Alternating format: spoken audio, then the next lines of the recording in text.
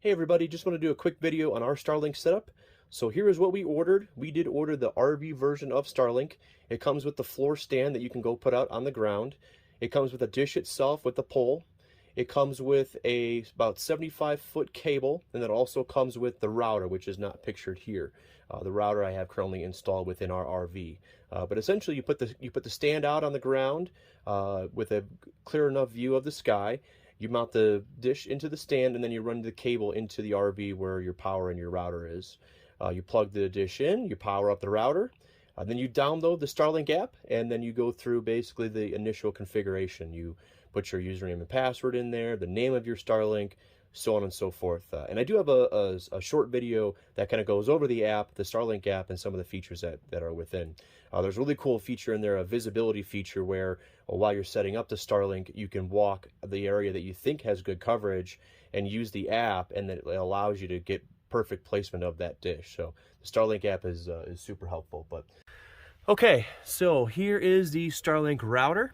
As you can see, I kind of have it Velcroed to the wall here. This is my front storage compartment of the RV, and I do have power in here, but I ran a extension cord over to the actual router, so it makes it easier to unplug it if I need to. And then you can see the coiled up wire here. That is the wire that goes out to the dish. And how I routed it outside of this compartment was I have a small little channel here that goes from the front storage compartment to the wet area. And then there's a screwed cap here that you use to route your fresh water hose. And I just ran that wire right through that hole and then out to the outside of the RV. It made it really, really easy. So that's my setup for the compartment. All right, so here's that wire coming from the router in the storage compartment. I just have it routed up the ladder there, up to the dish. And then how I mounted my dish was I went to Ace Hardware and got a piece of pipe. It's about a 5-foot piece and an 1.5 inch diameter. I took some hose clamps and just tied it to the RV ladder. And then I did buy the Starlink pipe adapter. I think that pipe adapter fits up to like a 2-inch pipe, which is why it looks so big. And then it just has some Allen screws to tighten onto the pipe itself. And all the way on top, it has a little sleeve that the dish slides into. I got a buddy who's got a 3D printer who's working on a sleeve for me that goes into the top of the pipe, and then that dish will slide right into that sleeve, which will make it a really clean look. But this works great. It keeps it above all the trees and all the things, and I get some pretty good signals. So this is how my setup looks.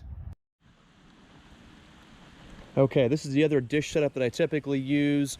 You can see that the back of my RV where that ladder and mount is buried in the trees.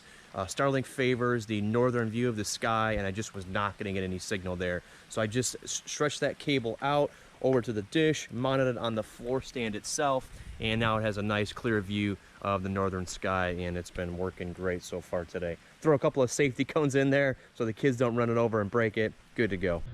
Okay, that is our setup and configuration of Starlink. So now let's talk about overall user experience.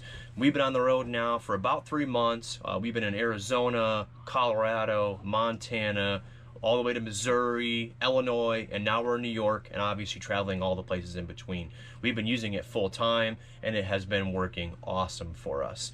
I use it for audio calls, video calls, screen sharing up at work, and all while the girls are down there on their tablets or laptops doing schoolwork or playing games or watching movies or what have you.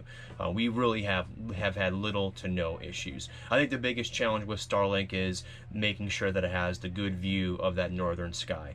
For us, 80% of the time, it's just been hanging off the back of the camper, really no issues. But you can see in that last snippet, we did have to move it out away from the camper and kind of clear those trees a little bit to ensure it had good signal. But I could see that being a challenge for others as well, just kind of depending on your overall physical location. But it certainly is an investment, but for us and my work and all the things that we're doing in here, it has been well worth it. So stay tuned. We're heading down the East Coast over the next couple of months, making our way down to Florida. I'll do a follow-up video on how well it has performed there, and we'll see you on the next one. Thanks for watching.